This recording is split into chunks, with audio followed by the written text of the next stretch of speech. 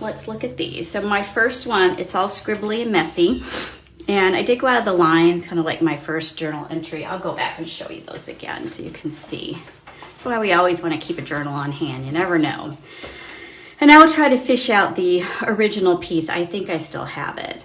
But I really like this one with this kind of black window kind of shutter idea. And I think I got that from something. I can't remember if it was a shutters on a window in the neighborhood or something.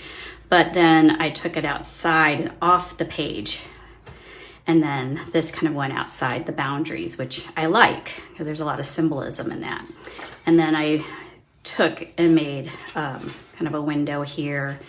But this is just my messy journal, and it's okay because I don't want it to be perfect. I need to just not worry about keeping everything tidy and perfect when I do this, because I'm trying to capture something more. And when I worry about keeping everything tidy, then I feel like I get tight. And so I put a piece of tape around it and I just captured it very quickly, this little scene from my window. And then I did it a couple more times. So this one is messy again, and I had some paint leaking, which I figured out what to do. And then this was the last one I did, which being the third one that I did, I was like getting into a flow. So I think I spent about 45 minutes playing around with this idea so that I could share it with you today. So what I've done is, here's a half a piece. It's 11 by 14. I cut it in half. And then I took my tape. This is 1-inch tape, black tape. And you know how we always have that tearing the page thing? So someone in this community said, there's been a couple of things about when you pull the tape off. One is to use a dryer and heat it up, which I'm not going to do on Facebook Live, but it does work very, very well. The other one is I just take it and put it on my clothes and pull it off. And then when I pulled my size, I just did this first on this little piece of mat board and then pulled it up. And so then it took some of the sticky off. So I taped in 1 inch. Then I want it more narrow. So I taped in again, I lined it up and taped in this 1/4 inch, and then I sealed the two together. So here, I'll show you exactly what I did. So here is the 1/4 inch. So now I have 1 1/4 inch here. And so then I just put a seal where the two tapes meet, because it will leak through the paint. All right, let me put this back in my box. I hope that made sense. So I have 1 inch tape all around the edge. Okay, like so. It's just taped around the edge. Then I put another 1/4 inch, and then I sealed the two together. So there's like 3 pieces of tape here. All right, now what do I have? Oh, my favorite colors. So we're gonna start with a little.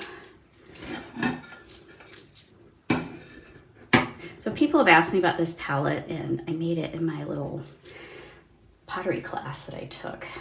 And I made about 20 of them, and this is the only one that I like. It is not an easy task making anything with clay, as I've learned, but it was very therapeutic and fun.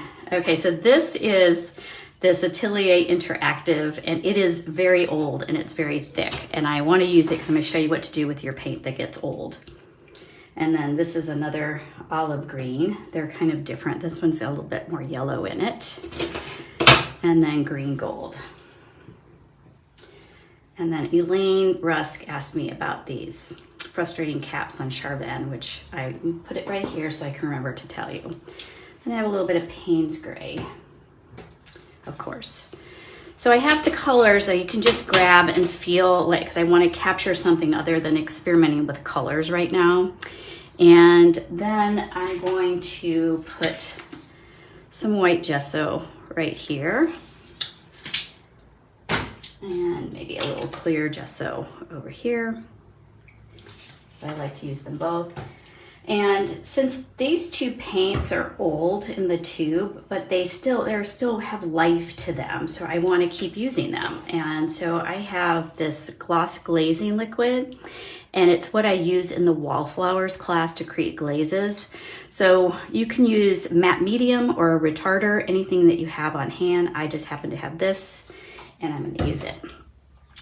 So the first thing I'm going to do is take my round brush and I'm going to mix up my Payne's Gray over here. Hopefully you can see this. Yep, I'm going to take a little bit of white gesso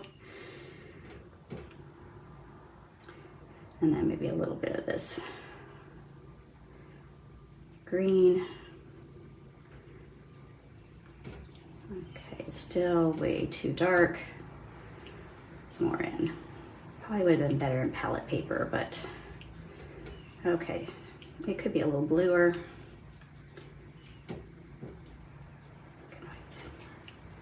It's a little dark still. Let's just go down here. See, okay, there we go. All right, so I'm just gonna kind of push it very loosely. This is exactly what I did. I just did a loose little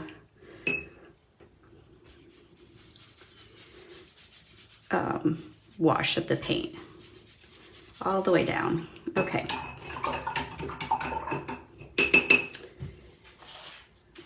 Towel now I'm going to, and I made a big mess here, but I'm gonna mix this up a little bit, loosen it. You can see how thick it really is, but it's still good paint. All right. I need a little bit more clean Payne's Gray.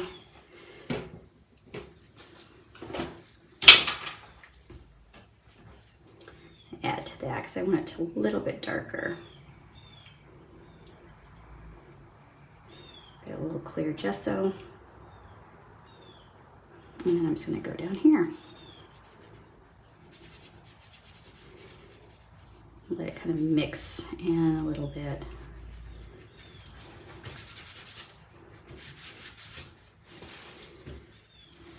Okay, then I have some of this olive green, and it's a newer, as you can see, it's like a lot fresher.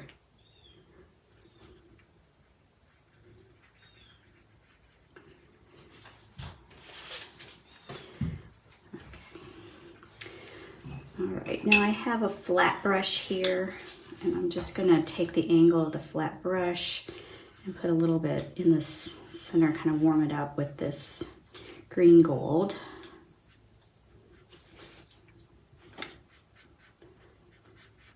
And what else do I have here? Oh yeah, I have this Filbert, which is a nice brush. And I'm just gonna kind of walk through the painting because it gives me kind of a grassy feel to it, and just start adding some layers of grasses or branches, whatever.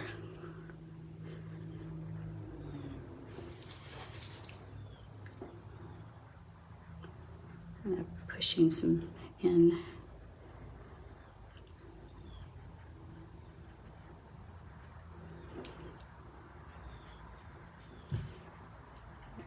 Blue in. So I want to, for me, my goal is, and I think it's important in all of our artwork, is to have a nice range of values. So I could have a lighter, I've got a little bit of white here, and I'll probably be bringing in a little bit more lighter colors too to complement, but you want to have that just to bring depth and interest and kind of pushes parts of it back and forward. And I kind of like mixing onto the palette. So I'm just gonna have this movement, and go back to my flat brush. Just kind of mess it up a little.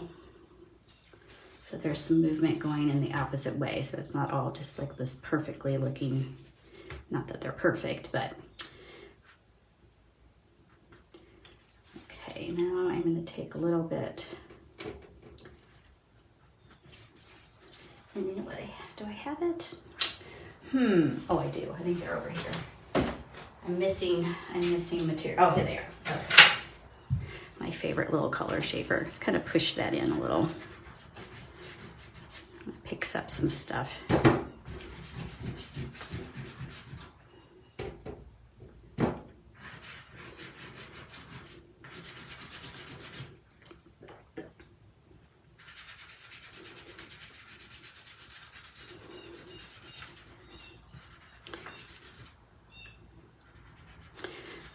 Okay. A little bit of this stormier blue. Some spots. It's always fun to use your fingers. Okay. And let's see, I feel like I need a little bit more of this. I like this olive green. It is by M. Graham, and it's a really rich, and it's semi-transparent. And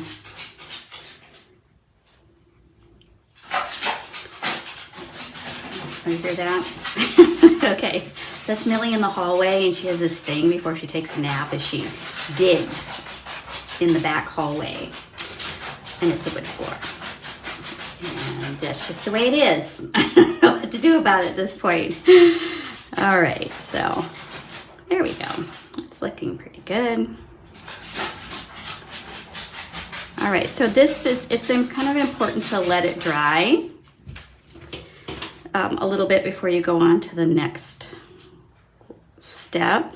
But this is a good place to kind of also play around with your different brushes and your strokes, like walking your brush around and trying not to make it all too perfectly painted, just to see what you can get from it, because then that's when you get really unique shapes. And that's how your style kind of evolves, by how you make marks and how you make lines and the intention behind those marks. So the things I was thinking about this morning, so whatever is in your head, that's in your head and no one else's, and you just want to kind of let it kind of travel from your head all the way down your arm and just allow it to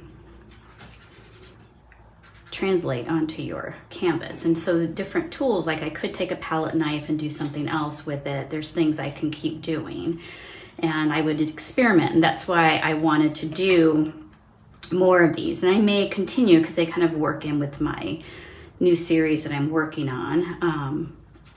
But I might just hold on to my idea here about the windows and develop them further at some point and bring in different tools and materials to make things interesting and experiment. I have a little colored pencil here. Wait, that's not what I do. Okay, so I think this is turquoise. I don't remember. But when I was looking out the window, I have these hostas, and they have a flower that kind of, a stalk that comes up, and there's this white flower.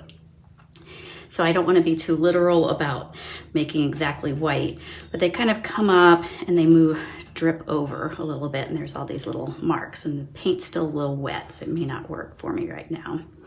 But that's kind of what I was doing here, kind of getting that idea of how the hosta, I was taking that idea of that line in nature and bringing that line and how I see it with different materials. So just kind of bringing that interesting color in, so it's not just a copy of what I see. All right, I'm gonna let that dry a little more. And then there, in my yard, there are some dark colored dahlias, and so I'll just kind of put that over to the side. And let's see, if we're dry enough. I'm gonna bring in a few more.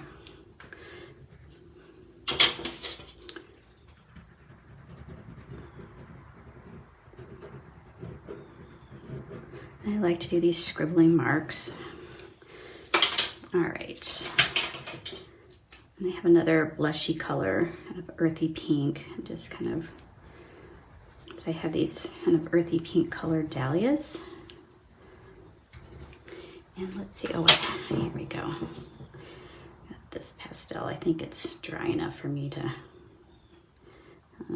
do my dahlias here. Just kind of put them on one side. I know I'm being impatient here. I want to start using these other materials, but it's still kind of wet. But I think you can kind of get the idea of what I did here.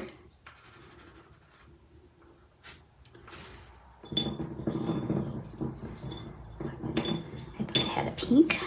Let's see, let me grab a pink pastel. I'm gonna add to this a little bit. Okay. There we go.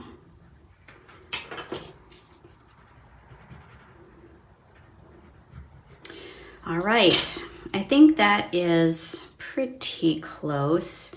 The only thing I'm not loving is my sky, and I'm gonna see if I can just add another glaze. So I'm gonna take some of this glazing medium and push it into this pale blue here, and just kind of move it over here, just to have a little bit of lighter. Yeah, that's more interesting. Okay, all right, so now I think I've done everything. Oh, I'll wait till it dries a little bit more and I'll do that. All right, so now the next thing that I'm gonna do is I just have some baby wipes here, and I'm gonna wipe my hands off because normally I would just run to my sink, and I am going to take off the tape so we can look at it and I can do the last thing. But I don't have anything clean. All right, I'll hold my breath on it. Let's see. So I'm gonna take off this piece here. I think this will help me.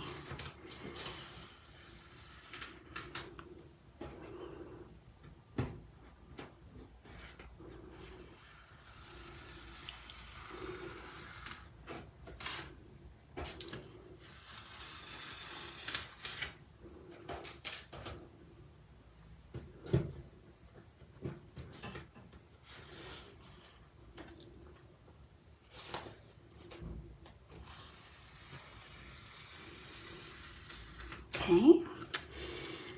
All right, so this is the first piece. A little bit of bleeding through. And a lot of that is due to, because I'm doing a demo and the paint is very wet, normally what I would do is kind of let it dry a little bit in between, and then I would have less of the bleeding. That's okay.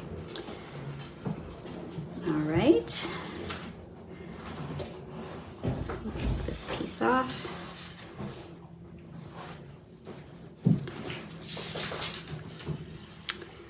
Are you done? No, hi honey, Mark's here now, everyone. He was like, are you finished? No, I'm not finished. Everybody say hi to Mark. Ah, it didn't bleed through on that piece. That's so great. Yay, that makes me so happy. All right.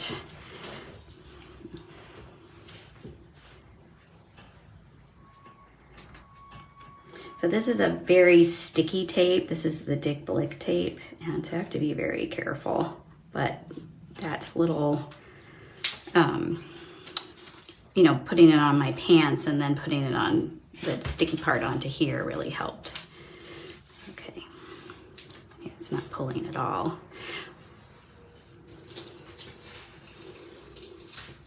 Okay, one more piece.